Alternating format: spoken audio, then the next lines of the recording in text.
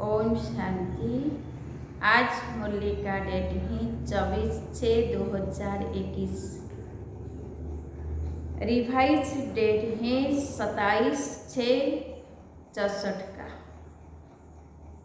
मातेश्वरी जी के पुण्य स्मृति दिवस पर क्लास में सुनाने के लिए जगदम्बा सरस्वती जी के मधुर महावाक्य गीत हैं। छोड़ दे जग से नाते। अगर हम जग से नाते ही छोड़ दे तो फिर जग काहे के लिए है। अगर नाते ही तोड़ने की बात है तो फिर यह संबंध बनाया ही क्यों। पति पत्नी, बाप बेटा, राजा प्रजा आदि आदि अनेक का अनेक जो संबंध हैं, यह सब भगवान ने रचे हैं, ऐसे कहते हैं ना। तो जब भगवान ने रचे हैं तो फिर क्यों कहते हैं छोड़ो। या फिर यह गीत ही रंग है। भगवान ने कौन सा जग रचा। जग कहो दुनिया कहो, जो भगवान ने रची वह ऐसी दुनिया थोड़े ही रची जो छोड़नी पड़े। अभी के जो संबंध है वह नहीं रचे। अभी इस जग में देखो तुम्हारे नाते कैसे हो गए हैं। कर्मों के कारण तमो प्रधान से आते आते क्या हो गए हैं। कर्मों के बंधन एक दो को काटते रहते हैं। सभी नाते एक कर्म के हिसाब से में तमो प्रधानता में आकर के एक दो को दुख देते और लेते रहते हैं। भगवान खुद कहते हैं मैंने तो तुम्हारे यह दुख के संबंध नहीं बनाए हैं। मैंने जो तुम्हारा संबंध जुड़ा था वह बंधन नहीं था। मैंने तुम्हारा श्रेष्ठ संबंध जुड़ा था। उसी संबंध में तुम सदा सुखी थे। तुम्हारे सब नाते बहुत स्वच्छ थे, इसीलिए याद करते हो ना। राम राजा, राम प्रजा, राम साहूकार है। बसी नगरी जिए दाता, धर्म का उपकार है। उसको कहते थे गृहस्थ धर्म। धर्मपति धर्मपत्नी धर्म के नाम से है ना, परंतु अभी तो वह धर्म का संबंध नहीं है। प्रैक्टिकल वह जीवन नहीं रही है। इसीलिए बाप कहते हैं यह जो तुमने अपना जग बना दिया है, उस जग के जो नाते हैं वह बिगड़ गए हैं। मैंने जो जग बनाया था उसमें तुम्हारे नाते कितने अच्छे थे, कितने प्रिय थे, कितना एक दो को सुख देने वाले थे। नाते तो जरूर थे, ऐसे नहीं कि भगवान ने नाते नहीं रचे। नाते तो थे, लेकिन वह नाते कर्म के बंधन के बिना थे। इसीलिए उन्हों को कहा जाता था जीवन मुक्ति। जीवन में इस कर्म के बंधन अर्थात दुख से मुक्त थे, इसीलिए उनको कहते थे जीवन मुक्त। अभी तुम्हारे नाते जीवन बंध के बन गए हैं, इसीलिए कहते हैं अभी उससे छुटकारा कैसे हो। बाप कहते हैं उससे नाता तोड़, एक मेरे से जोड़।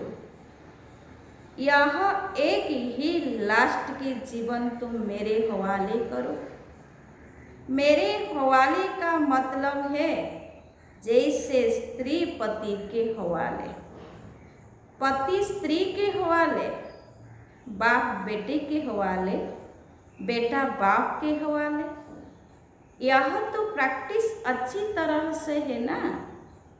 मैं कोई तुम्हें नई बात नहीं कहता हूँ।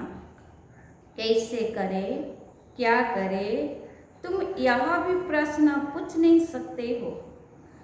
तुम अपनी जीवन एक दो के प्रति देते आए हो।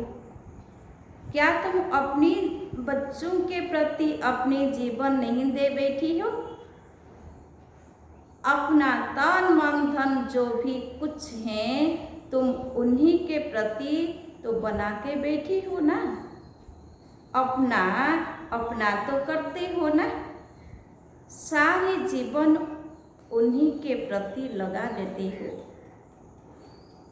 तो मैं तुम्हें कोई नई बात थोड़े ही कहता हूँ कि यह सब मेरे हवाले करो, जैसे अभी तक एक दो में करते आए हो। ऐसे अभी कहता हूँ तुम मेरे बनो, फिर मेरा बन करके उससे ट्रस्टी बन संभालो।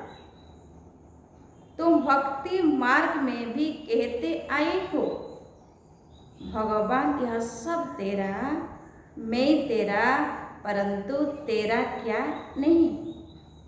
सिर्फ ऐसे ही कहा कि तेरा, तेरा भी मेरा, मेरा भी मेरा। ऐसे ही सब करते थे, लेकिन अब वह ठगी तो नहीं चलेगी ना। तेरा भी मेरा तो मेरा भी मेरा नहीं। अब यह मेरा तेरा खत्म करना पड़ेगा। अभी मैं तेरा तो उसमें सब आ गया, बस मैं तेरा। बाकी ऐसे थोड़े ही है कि उनका भी मेरा, अपना भी मेरा। ऐसी ठगी करने का क्या फायदा, क्योंकि हम ही अपने को ठगेंगे। उस परमात्मा को तो कोई ठग नहीं सकता। पहले कैसे कैसे ठगी करते रहे, लेकिन ठगते ठगते खुद ही दुखी अशांत बने हो, क्योंकि धोखा तो तुम ही खा रहे हो। इसीलिए अब बाप कहते हैं वह सब छोड़ो, देह सहित सब संबंधों से बुद्धि हटा करके अभी मेरे से जुड़ो, फिर अपनापन नहीं रहेगा। अभी तक मेरा मेरा कहते दुखी होते रहते हो, फिर बुद्धि उधर जाती है तो कहते हो क्या करूं, कैसे करूं। अगर तुम किसी में लटकेंगे तो नतीजा क्या होगा। यह मोह जो है ना, उसके कारण तुम दुखी बन पड़े हो। इसीलिए पाप कहते हैं तुम इस जग के नाते तोड़ करके सभी मेरे बनो। तो यह जो तुमने अपने देह के बंधन, जीवन के बंधन बनाए हैं, उनसे निकल करके अभी मेरे बन जाओ। फिर मैं कोई तुम्हारे साथ जन्म जन्म थोड़े ही चलता रहूँगा, नहीं। अभी मेरा तुम्हारे से काम है, बस। फिर तो तुम आत्माएं आपस में सदा काल के सुख में चलती चलेगी। तो तुम्हारे दुख के बंधन काट करके सुख का संबंध बना देता हूँ, फिर तुम ही आपस में सुख भोगेंगे। अभी देखो तुम कितने बिगड़ गए हो, इसीलिए दुखी होते हो। फिर मैं तुम्हारा बिगड़ा हुआ सुधारता हूँ, फिर तुम ही सुखी रहेंगे। मैं थोड़े ही जन्म जन्म तुम्हारे साथ चलने वाला हूँ। मैं तो सिर्फ तुम्हारी बिगड़े को संवारने के लिए कहता हूँ अब मेरे बनो। सो भी क्यों कहता हूँ, क्योंकि मेरे फरमान पर चलने से तुम्हारे लिए सब सहज हो जाएगा। मैं तुम्हें यह सहज युक्ति देता हूँ, तुम प्रैक्टिकल में मेरे हो करके चलो तो यह युक्ति काम में आवे। जैसे कोई किसी के गोद का बच्चा होता है, फिर उनका ही नाम प्रैक्टिकल चलेगा ना। ऐसे तुम भी प्रैक्टिकल मेरे हो करके चलने से तुम्हारा ही भाग्य बनेगा। बाप तो बड़ी सीधी सहज एकदम सिंपल बातें बतलाते हैं। उसे भी देखो, कुटुंब में कोई ही धारण करने वाले निकलते हैं। बाप कहते हैं, इस छोटे से संगम युग में तुम्हारे देश इस कर्पूरियल दुनिया में तुम्हारे लिए ही आया हूँ, तो कम से कम जितना टाइम है उतना टाइम तो कुछ हमारा ख्याल करो। बाबा के बने हो तो कम से कम इतना टाइम तो शुद्ध रहो, फिर तो तुम्हारी ऐसी प्रारब्ध बन जाएगी जो तुम्हें उस दुनिया में मेहनत नहीं करनी पड़ेगी। अभी थोड़ी मेहनत की बात है, अभी तुम कैसे भी करके मर मिट करके भी पवित्र रहने की प्रतिज्ञा करो। अपनी दृढ़ता रखो, अपनी धारणाओं में रहने का पूरा प्रयत्न करो। बाप तुम्हें साफ साफ बतलाते हैं, तुम सिर्फ इतने थोड़े टाइम के लिए यह मेहनत करो। मैं तुम्हें और कोई मेहनत नहीं कराता हूँ। तुम्हें जितना मिलता है उसकी भेंट में कोई मेहनत ही नहीं है। अभी घी के घड़े मत बनाओ, यह करूँगा वह करूँगा। दुनिया क्या कहेगी, वह क्या कहेंगे, अरे दुनिया क्या कहेगी, छोड़ दो इससे। अभी यह दुनिया ही जाने वाली है, लेकिन उन विचारों को यह पता थोड़े ही है। इसीलिए बाप कहते हैं यह मत सोचो। अब तो मौत सामने खड़ा है, तुम इतना लंबा चौड़ा जो बनाकर बैठी हो, यह सब वेस्टेज कर रहे हो। अभी बाप कहते हैं उस वेस्टेज को बचाओ। इस शरीर निर्वाह के लिए जितना चाहिए उतना भले करो, जितना तुम्हारा क्रिएशन के साथ हिसाब किताब है उतना करो। मैं कहाँ संभालूंगा, इससे तुमको ही संभालना है। जो जरूरी है वह तो तुमको फ्री करता हूँ, लेकिन अभी यह जो एक्स्ट्रा रच रहे हो उसके लिए मना करता हूँ, क्योंकि अभी वह तो गिरना ही है, क्योंकि अपना फालतू समय गंवा रहे हैं। इन फालतू के झंझटों से ही तुम दुखी हुए हो। उन झंझटों से तुम कैसे छूटो, वही तो तुम्हें बतलाता हूँ। फिर भी बैठ करके अनेक बहाने लगाना है, यह कहाँ की रीति है। फिर बाप भी कहते हैं कि देख लेना, अभी अगर मुझे सीधी अंगुली नहीं देते हो, हाथ नहीं देते हो, तो फिर मैं ऐसे नाक पकड़ के ले चलूँगा। बाबा ने क्या कहा, अभी अगर मुझे सीधी अंगुली नहीं देते हो, हाथ नहीं देते हो, तो फिर मैं ऐसे नाक पकड़ के ले चलूँगा। नाक पकड़ेगा तो फिर दम घुटेगा, फिर दुख होगा, सजाएं खानी पड़ेगी ना। इसीलिए कहते हैं अभी हाथ में हाथ देकर सीधा चलने का टाइम आ गया है। अगर सीधी तरह से नहीं चलेंगे तो फिर मेरे हाथ में तुम्हारा नाक भी तो आएगा। फिर देख लेना, फिर उस समय कुछ नहीं हो सकेगा, न कुछ कर सकेंगे। इसीलिए बाप कहते हैं, बच्चे अब तुम मेरे हो करके, मेरे पास आ करके मेरी बातों को सुन करके अगर फिर भी कुछ नहीं किया तो उनके लिए बहुत कड़ी सजाएं हैं। इसीलिए जिन विचारों को पता नहीं उसकी तो बात अलग है, बाकी जिन्हों को पता है, जो बैठक सुन के फिर इन्हों बातों में गफलत की तो उनकी तो खैर नहीं, है ना। बाबा ने क्या कहा, बाकी जिन्हों को पता है, जो बैठक के सुन के फिर इन्हीं बातों में गफलत की तो उनकी तो खैर नहीं। जैसे 10 गुना फायदा वैसे 10 गुना नुकसान होगा।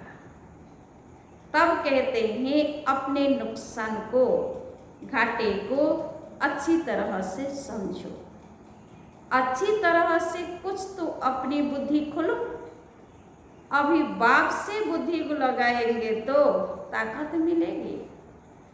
तो इन सभी बातों को समझो, भूलो मत।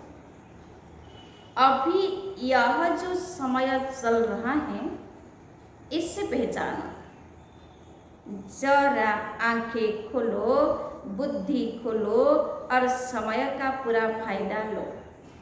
अपनी पूरी तकदीर जगाओ। कहते भी है, जैसा संग वैसा रंग होता है। इसीलिए जिसमें अभी यह धारणा पूरी नहीं होगी तो माया के संग का रंग लग जाएगा। तब तो कहते हैं, hear no evil, see no evil, talk no evil.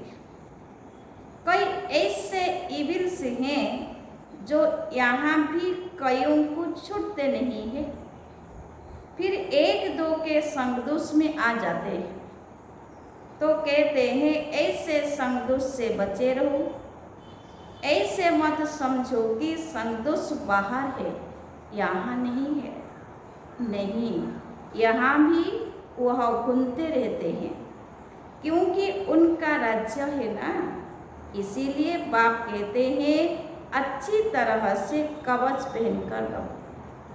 कवच होगा तो उसकी गोली लगेगी नहीं।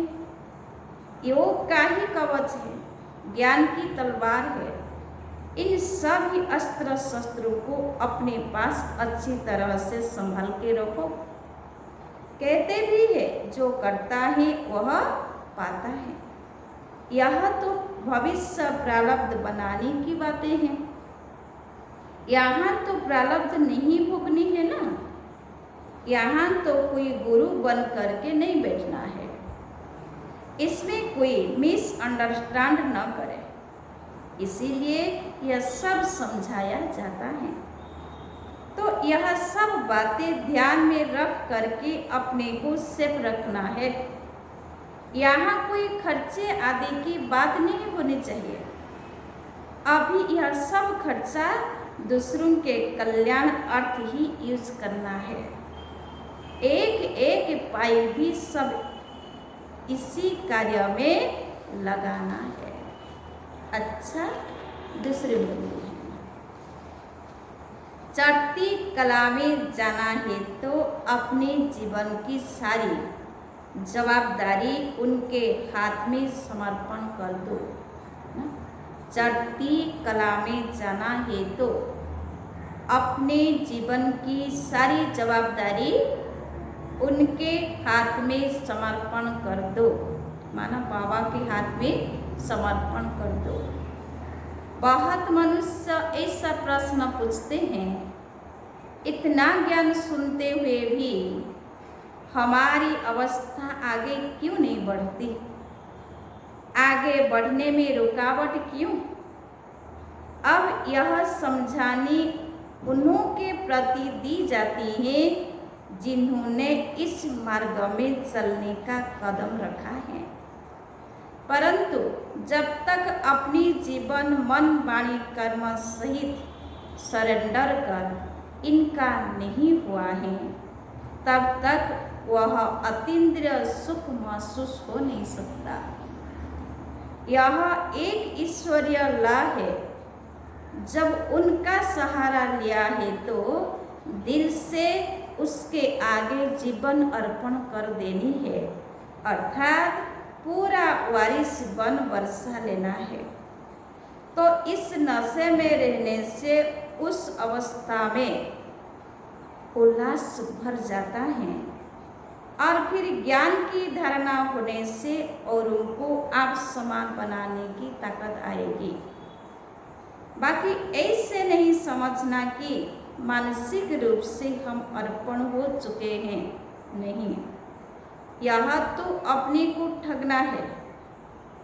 जब बाबा प्रैक्टिक काल में आया हुआ है तो बच्चा भी प्रैक्टिक काल में बनो। फिर बाबा उनके जन्म पत्री को जान कैसे भी डायरेक्शन देकर चलावे। उसमें पहले घुटका आएगा, परंतु अंत में समझेंगे कि इसमें ही हमारी चढ़ती कला है। तो अपनी जीवन की सारी जवाबदारी उनके हाथ में समर्पण करनी है। बाकी गुरु पिछाड़ी गुरु बन कोई उनकी गद्दी पर नहीं बैठना है। अब इन सभी बातों को बुद्धि में रखो, तब ही अवस्था ऊंची जा सकती है। अगर ऊंच नहीं चढ़ते हो तो जरूर अपनी ही दिल अथवा धारणा में कोई कालापन है। समझा? अच्छा, मीठे मीठे बच्चों को याद प्यार और गुड मॉर्निंग। बच्चों की ओर से दादा को याद प्यार और गुड मॉर्निंग। नमस्ते नमस्ते नमस्ते। आज वरदान है, अपने श्रेष्ठ स्वरूप व श्रेष्ठ नशे में स्थित रह। अलौकिकता का अनुभव कराने वाले अंतर्मुखी भव। अपनी श्रेष्ठ स्वरूप व श्रेष्ठ नशे में स्थित रह। अलौकिकता का अनुभव करने वाले अंतर्मुखी भव। विस्तार है, जैसे सितारों के संगठन में विशेष सितारों की चमक दूर से ही न्यारी प्यारी लगती है, ऐसे आप सितारे साधारण आत्माओं के बीच में एक विशेष आत्मा दिखाई दो। साधारण रूप में होते असाधारण व अलौकिक स्थिति हो तो संगठन के बीच में अल्लाह लोग दिखाई पड़ेंगे।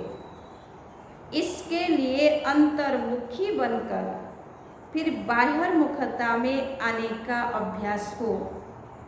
सदैव अपने श्रेष्ठ स्वरूप व नशे में स्थित होकर नॉलेजफुल के साथ पावरफुल बनकर नॉलेज दो, तब अनेक आत्माओं को अनुभवी बना सकेंगे। स्लोगन है, रावण की जायदाद साथ में रख ली तो दिल में दिलाराम ठहर नहीं सकता। रावण की जायदाद माना संपत्ति को साथ में रख ली तो दिल में दिलाराम ठहर नहीं सकता। अच्छा, ओम शांति।